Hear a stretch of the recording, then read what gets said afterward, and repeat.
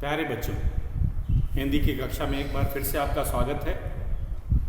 आज हम अपना 11वां पाठ गुलाबी नगर जयपुर।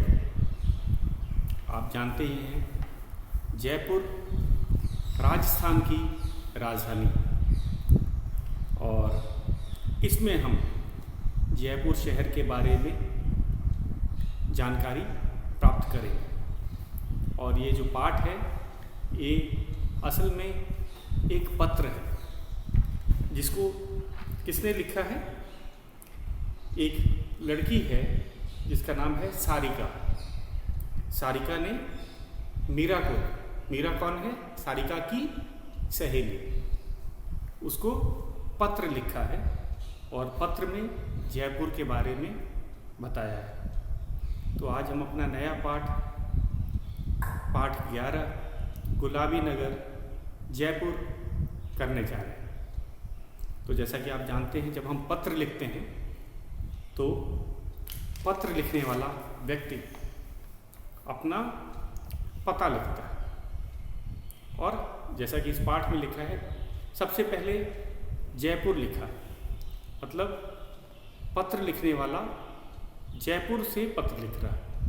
उसके बाद तिथि दी गई है, और तिथि के बाद जिसको पत्र लिखा जाता है उसको संबोधित किया जाता है। तो लिखा है प्रिय मीरा। किसने लिखा है? सारिका ने लिखा। तो सारिका की सहेली है मीरा, और मीरा को पत्र लिखा जा रहा है सारिका के द्वारा। तो हम पढ़ते हैं, संबोधन में जब आपके बराबर का कोई होता है, मित्र होता है, तो आप उसे सस्नेह नमस्ते कर सकते हैं। तो हम पाठ को आगे पढ़ते हैं। हमें जयपुर पहुँचे 2 दिन हो गए हैं, तुम अवश्य मेरे पत्र की प्रतीक्षा कर रही हो। दिल्ली से जयपुर तक हमारा रेल का सफ़र बहुत ही अच्छा रहा। यहाँ जयपुर में मौसम बहुत अच्छा है। थोड़े दिन में थोड़ी गर्मी होती है, पर सुबह और रातें ठंडी होती हैं। जैसा कि आपको पता है कि 25 अक्टूबर का लिखा गया पत्र है, तो और हमारा भी आज 26 तिथि है। तो इस समय दिन में भले हल्की गर्मी होती होगी राजस्थान में या उत्तर भारत में भी, लेकिन जो शाम का है और रातें ठंडी होती हैं। तो हम कहेंगे सारिका जयपुर कैसे गई? वह रेल से गई। रेल के सफ़र से उसने दिल्ली से जयपुर का सफ़र किया। तो सबसे पहले मौसम के बारे में बताया। जब हम कहीं नई जगह जाते हैं तो सबसे पहला हमारा किससे सामना होता है? वहाँ के मौसम से। तो उसने अपने सखी को सबसे पहले मौसम के बारे में बताया कि दिन में ज़रा गर्मी होती है और रात को ठंडी रहती है। हमने 2 दिन में पूरे जयपुर की सैर की है। तुम्हें पता ही है जयपुर राजस्थान की राजधानी है, इसे गुलाबी नगर कहते हैं।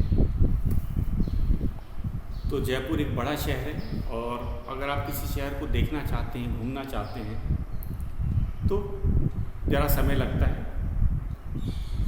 तो सारिका ने 2 दिन तक जयपुर को घूमा, देखा, और उसके बाद में उसने पत्र लिखने का सोचा। क्योंकि जब तक आप किसी शहर के बारे में अच्छी तरह से नहीं जान पाते, या वहाँ की जो देखने लायक तीर्थ स्थल हैं, हम कहेंगे कि यहाँ पे दर्शनीय स्थल हैं, उसके बाद तभी आप बता सकते। तो उसने लगभग 2 दिन जयपुर की सैर की, और जयपुर को गुलाबी नगर भी कहते हैं। तो ये गुलाबी नगर क्यों कहते हैं?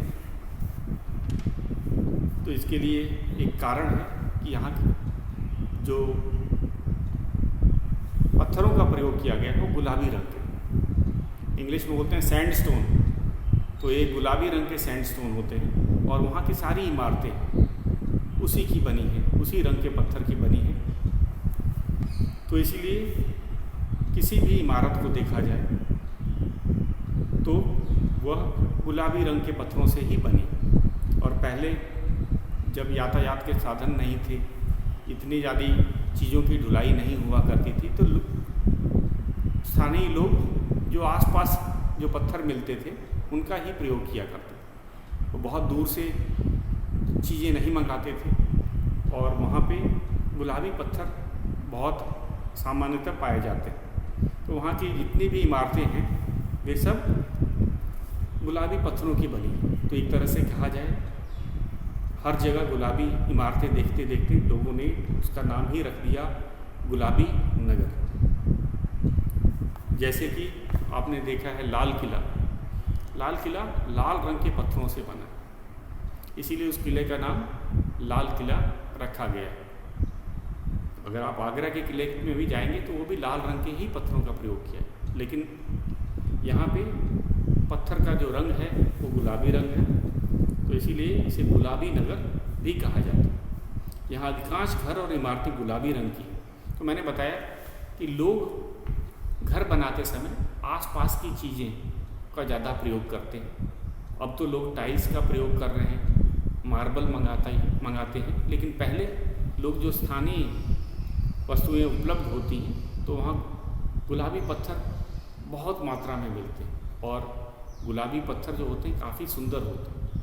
उनको बाहर से रंगने की भी कोई आवश्यकता नहीं होती, क्योंकि उनमें खुद ही इतना अच्छा रंग होता है कि उसकी अलग से पेंटिंग करने की भी आवश्यकता नहीं होती। और वो पत्थर बहुत टिकाऊ होते हैं, न केवल देखने में सुंदर होते हैं बल्कि वे वर्षा को भी और जो हम कहेंगे मौसम की जो मार है उसको भी सह लेते हैं। इसी कारण जो किले हैं वो 300 साल 400 साल पुराने किले भी आज नए से लगते हैं, क्योंकि पत्थर काफ़ी अच्छे किस्म के होते हैं और उन पे मौसम का कम प्रभाव पड़ता है। तो इस नगर की स्थापना सन 1727 में महाराज सवाई जयसिंह द्वितीय ने की थी। ये द्वितीय कौन होते हैं बच्चों? हम किसी नाम के पीछे द्वितीय क्यों लगाते हैं?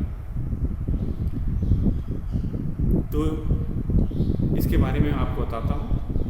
पहले एक ही नाम के राजा अपने पुत्र का नाम भी या अपने पोते का नाम भी दादा का ही नाम रखा जाता था। तो अब दोनों को अंतर बताने के लिए ये द्वितीय शब्द का अर्थ होता है, मतलब दूसरे वाले। तो 1727 में इस शहर की हम कहेंगे स्थापना की गई थी और स्थापना करने वाले थे महाराज सवाई जयसिंह द्वितीय। बड़ी संख्या में देसी विदेशी पर्यटक जयपुर घूमने आते। तो देसी पर्यटक और विदेशी पर्यटक, इनके बारे में हम जानते हैं। देशी पर्यटक होते हैं जो हमारे देश के ही होते हैं और वे राजस्थान घूमने जाते हैं। जैसे अगर आप बनारस में रहते हैं और अपनी गर्मियों की या सर्दियों की छुट्टी में जयपुर जाएंगे तो आप क्या कहलाएंगे? देसी पर्यटक, क्योंकि आप भारत देश के ही निवासी, लेकिन कोई विदेश से आता है और वो जयपुर घूमने जाएगा तो उसे कहेंगे विदेशी पर्यटक। तो ये आप दोनों अंतर समझ गए कि देसी पर्यटक किसे कहते हैं और विदेशी पर्यटक किसे कहते हैं। तो नया शब्द हमें मिल गया, नया शब्द है पर्यटक।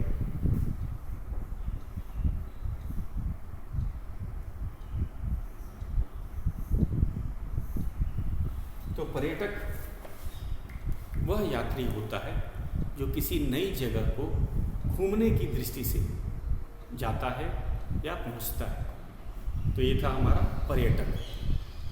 तो जयपुर किसके लिए प्रसिद्ध है? किलों के लिए, जैसे कि हवा महल। तो यहाँ पे लोग देखने आते हैं कि पत्थरों के इतने बड़े बड़े जो किले बने हुए हैं इन पत्थरों पे काम करना काफ़ी मुश्किल होता है। इसको तराशा जाता है और जो कारीगर होते हैं वो हथौड़ी से बड़ी सावधानी से चोट करते हुए उस पर नक्काशी या पत्थरों को काट करके तराश करके किसी इमारत की रचना करते हैं। तो ये आसान काम नहीं होता, पत्थर को काट करके आकार देना तथा उससे किसी किले या इमारत को बनाना। और अभी तो मशीन का युग है, पहले सारे काम हाथों से ही होते थे, तो किलों को बनने में बहुत वर्ष लग जाते थे और इनकी सुंदरता देखने ही लायक होती। तो इसीलिए बड़ी संख्या में देशी और विदेशी पर्यटक जयपुर घूमने जाते हैं। तो हमने दो चीज़ जाना कि इसे गुलाबी नगर क्यों कहते हैं। जयपुर को पर्यटक को हमने देखा यात्री, गुलाबी नगर एक हमने नई चीज जानी, गुलाबी नगर। एक गुलाबी नगर क्यों कहा जा रहा है, किसको गुलाबी नगर कहा जा रहा है? जयपुर। क्योंकि अगर हम जयपुर के दृश्य को देखें, जितने भी पुरानी इमारतें हैं वो गुलाबी रंग के पत्थरों से बनी, और कैसा आभास होता है कि हर जगह हम अगर गुलाबी रंग देखेंगे तो उसे गुलाबी नगरी भी या गुलाबी नगर भी कहते हैं। इसकी स्थापना करवाने वाले का नाम है महाराज, ये नाम आपको याद रखना पड़ेगा,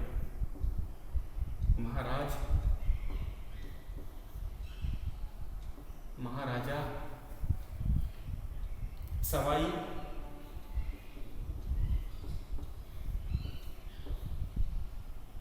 जय सिंह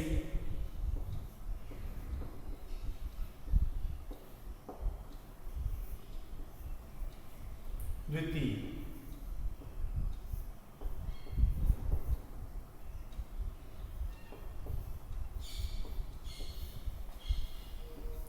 तो इन्होंने जयपुर नगर की स्थापना की थी। महाराजा सवाई जयसिंह द्वितीय, मैंने आपको बताया द्वितीय। कभी कभी व्यक्ति अपने पुत्र का नाम या अपने पोते का नाम भी अपने नाम पे ही रख देता था, तो उसके नाम के आगे हम पहचानने के लिए कि कौन व्यक्ति है, तो इसीलिए द्वितीय नाम अलग से रखा जाता था कि ये दूसरे वाले। तो महाराज सवाई जयसिंह द्वितीय ने जयपुर की स्थापना की थी, प्रथम वालों ने नहीं की थी। ये जो दूसरे महाराज थे सवाई जयसिंह, उन्होंने जयपुर की स्थापना किस सन में की थी? 1727। तो हम कहेंगे लगभग 350 साल पहले, लगभग 350 साल पहले जयपुर नगर की स्थापना की गई। तो अब बताती है जो सारिका है, अपनी सखी मीरा को बताती है। उसने एक तरह से हमने कहे कि भूमिका बता दी, जयपुर के मौसम के बारे में बताया। पहले बड़ी बड़ी चीज़ें बताई कि मौसम कैसा है, दिन में आपको गर्मी लगेगी अक्टूबर के महीने में अगर आप जा रहे हैं, और यदि आप अक्टूबर के महीने में जाते हैं 25 अक्टूबर के आसपास, तो जयपुर दिन में हल्का गर्म रहेगा लेकिन रातें ठंडी रहेगी। हम जानते हैं वहाँ पे मिट्टी में हम कहेंगे जो बालू की मात्रा अधिक होती है, इस कारण से वह सुबह ठंडी रहती है लेकिन दिन में गर्म हो जाती है। तो इसमें है, अब आते हैं, सबसे पहले हमने हवा महल देखा। हवा महल जो था आपको पता है काफ़ी प्रसिद्ध इमारत है, और इसकी खासियत क्या है, ये झरोखों से सजी 5 मंजिला भवन है। किससे सजी हुई है? झरोखों से सजी हुई है। झरोखे क्या होते हैं मैं आपको बताता हूँ। झरोखों से सजी है। एक नया शब्द हमने देखा, झरोखों। झरोखों से, झरोखों करते खिड़कियां।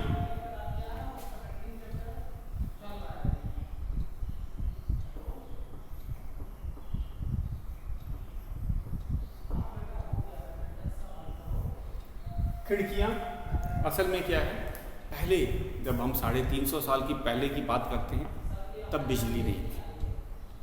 और किसी भी आप किले में चले जाएंगे, जो पुराने किले हैं, जब बिजली नहीं आई थी, या हम तो कहेंगे बिजली की तब खोज भी नहीं की गई थी, तब वे घर इस तरह से बनाते थे ताकि वे ठंडे रहें, क्योंकि हम उसमें पंखे, एसी, कूलर तो लगा नहीं सकते थे। तो उसमें बहुत से झरोखों, या हम कहेंगे खिड़कियों का स्थान होता था।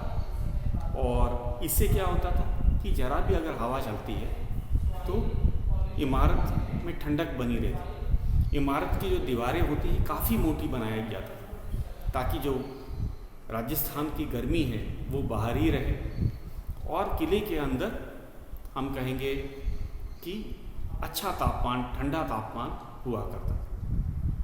तो जो मोटी दीवारें होती थी वे गर्मी को और लू को तो बाहर रखती थी, लेकिन जो हवा के लिए रोशनदान या झरोखे या खिड़कियाँ, आम भाषा में खिड़कियाँ बोलते हैं, वो बनाई जाती।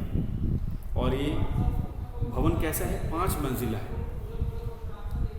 गुलाबी पत्थर से ये भी बना है। और इसकी हम कहेंगे भवन निर्माण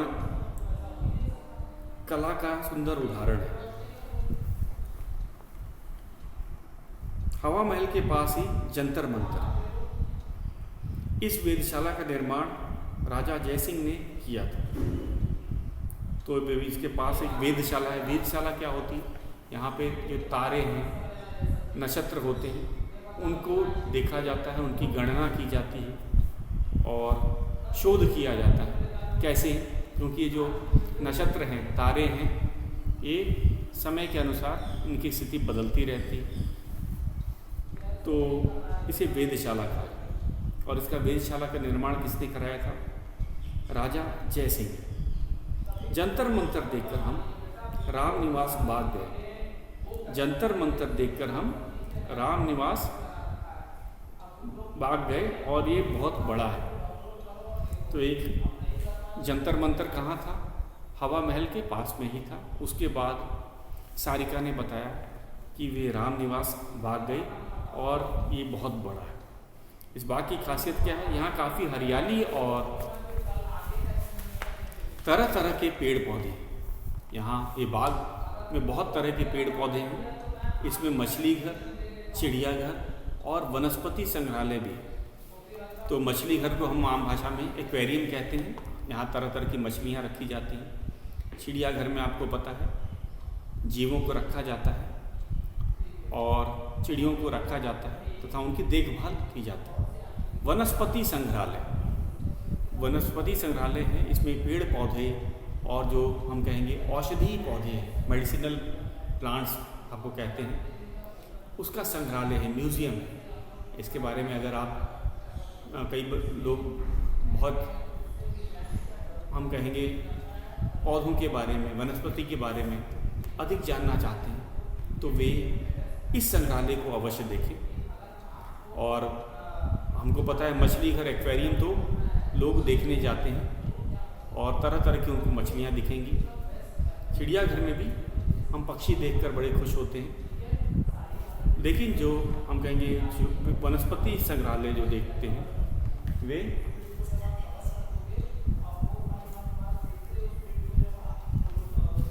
वनस्पतियों के बारे में जानते हैं और हम कहेंगे कि उसके बारे में ज्ञान प्राप्त करते हैं। यहाँ घूमने में भी बड़ा मज़ा आता है। तो न केवल जानकारी यहाँ मिलती है। किस जगह की बात की गई है? ये रामनिवास बाग के बारे में बात की गई। यहाँ पे सारी चीज़ें, तो न केवल घूमने में मज़ा आता है यहाँ पे, लेकिन अगर कोई ज्ञान प्राप्त करना चाहे वनस्पतियों के बारे में, हम कहेंगे पक्षियों के बारे में और मछलियों के बारे में, वे भी आसानी से मिल सकते हैं। तो रामनिवास बाग का कला संग्रहालय भी दर्शनीय है। अब आ जाते हैं केवल चिड़ियाघर, मछली घर और वनस्पति संग्रहालय के अलावा यहाँ पे कला संग्रहालय भी। कला संग्रहालय क्या होता है, इसमें क्या होते हैं? कला संग्रहालय में हम कहेंगे कि यहाँ पे महाराजाओं के वस्त्र, पहले जो महाराजा होते थे उनके अस्त्र शस्त्र, चित्र, ये सब सहेज के रखे गए। तो हम कहेंगे कला के बारे में भी, चाहे वो चित्रकला हो, चाहे हम कहेंगे अस्त्र शस्त्र जो पुराने रखे जाते हैं वो भी संग्रहालय में देखने को मिलेंगे। और जो मूर्तियाँ हैं, जो मूर्ति कला जो है, चित्रकला और वस्त्र, इसे हम कहेंगे कि राजस्थान या वहाँ के महाराजाओं की एक झलक मिलती है। तो ये कौन कौन सा था, ये कहाँ था सब? ये था रामनिवास बाग। कहने के लिए तो रामनिवास बाग है, लेकिन बाग के अलावा यहाँ पे ज्ञान की बहुत सी चीज़ें मिलेंगी। यहाँ पे संग्रहालय है, कला संग्रहालय और वनस्पति संग्रहालय, चिड़ियाघर और मछली घर। तो ये सब रामनिवास बाग के ही अंग हैं। तो अगर आप समय निकाल के रामनिवास बाग में जाएंगे तो आपको ये चारों चीज़ों के एक साथ दर्शन हो जाएंगे। और केवल बाग बगीचे के अलावा आपको न केवल कला और विज्ञान के बारे में, वनस्पति विज्ञान के बारे में पता चलेगा, बल्कि आपको आपका ज्ञान भी बढ़ेगा। कल हम आमेर का किला देखने गए। अब ये दूसरे दिन की बात कही। सारिका मैंने उसने 2 दिन तक जयपुर की हम कहेंगे सैर की थी, घूमा था, किलों को देखा था। तो दूसरे दिन की बात करी।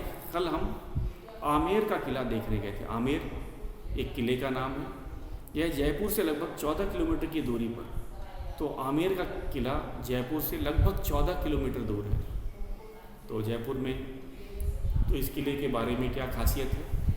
यह बहुत पुराना और बड़ा किला है। तो आमेर के किले के बारे में, ये जयपुर से दूर है लगभग 14 किलोमीटर।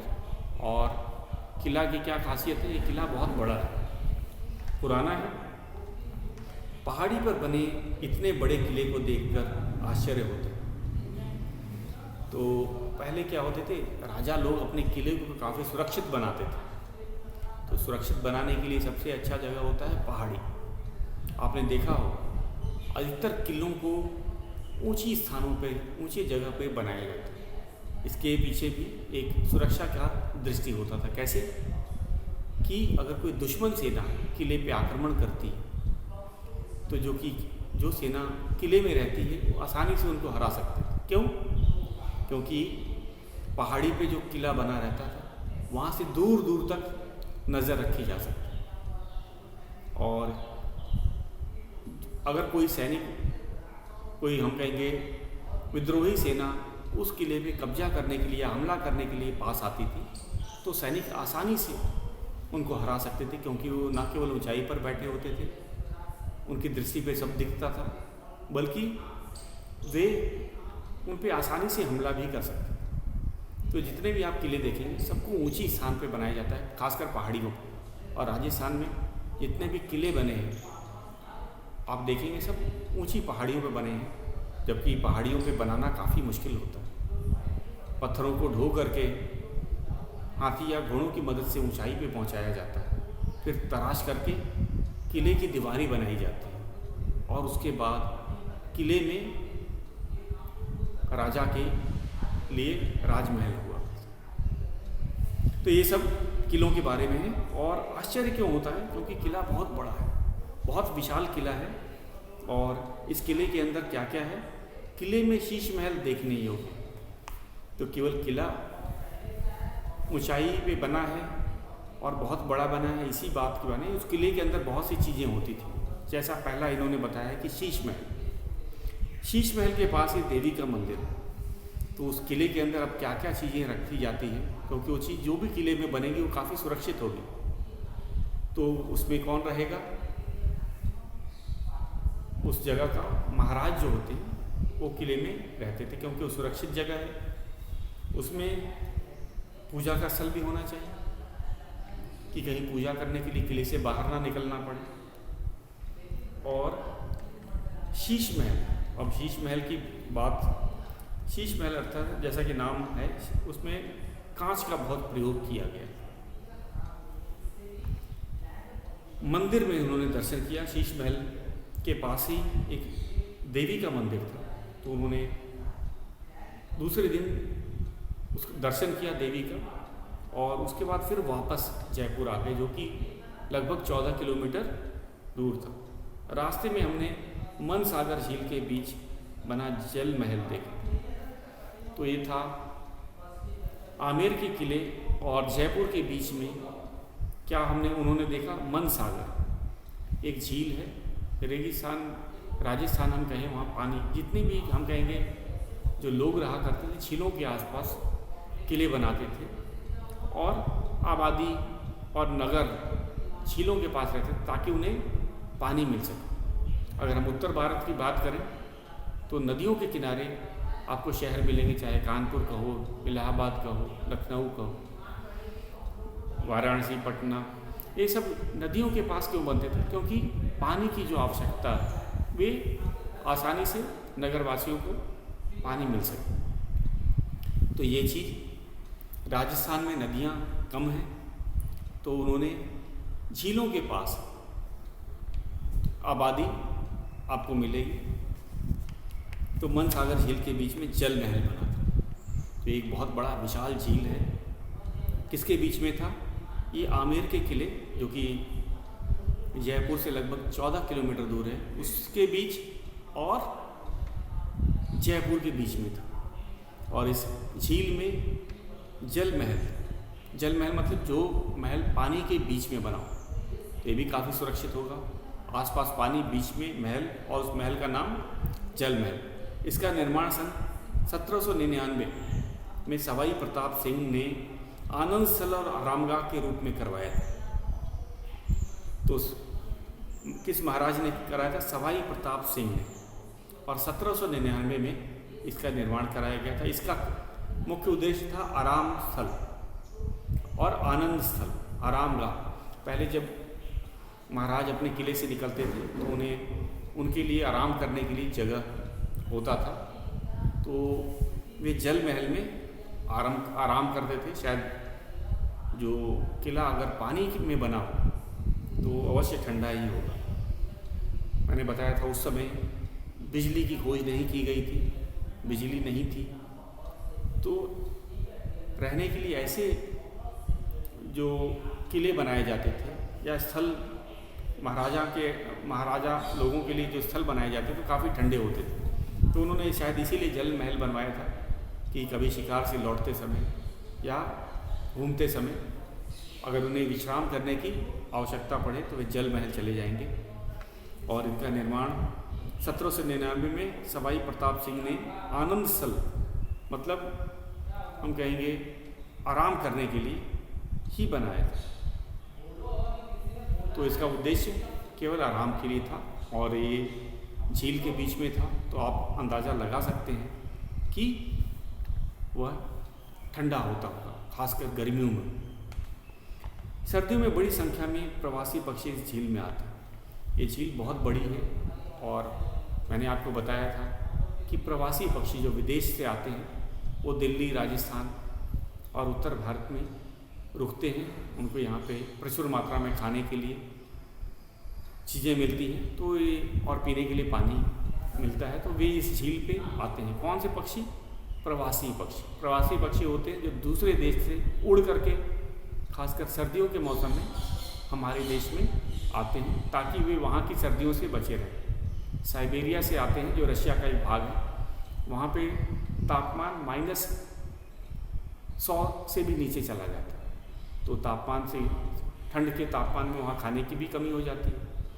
तो वे कुछ महीनों के लिए, खासकर अक्टूबर से लेके फरवरी तक वे भारत में ही रहा करते, तो इसीलिए उन्हें प्रवासी पक्षी कहा जाता है। यहाँ के नहीं होते, दूसरे जगह से उड़ के कुछ महीनों के लिए आते हैं।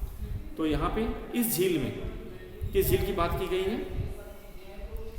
जल महल जो था मन सागर झील, वे प्रवासी पक्षी आते हैं और यहाँ पे कुछ महीने विश्राम करते हैं, रहते हैं। तो बच्चों इस पाठ शेष हम कल करेंगे। आज के लिए बस इतना है।